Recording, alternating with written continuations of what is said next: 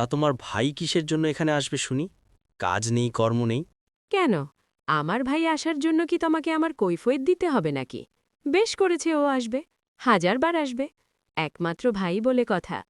তা তোমার ভাই এখানে আসলেই তো আমার সাড়ে সর্বনাশ করে ছাড়ে। পুরো গোষ্ঠীর খাওয়া একদিনে খায়, আমাকে সর্বশান্ত করে ছাড়ে। শ্যালকবাবু যে কোন চরিত্রে তা আমার ঢের জানা আছে। কি?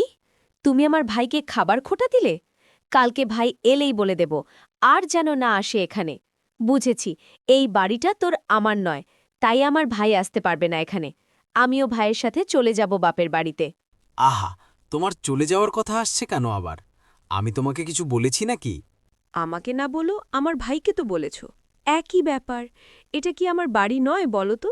আহা, ঠিক আছে, কি আর বলি বলো। আসুক তোমার ভাই, আমার কপালে যে কি শনি নাচবে কে জানে।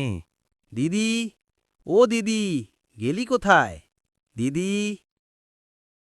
আরে ভাই, তুই এসে গিয়েছিস? আয় আর ভিতরে আয়। অনেকক্ষণ ধরে ডাকছিলিস তাই না রে ভাই?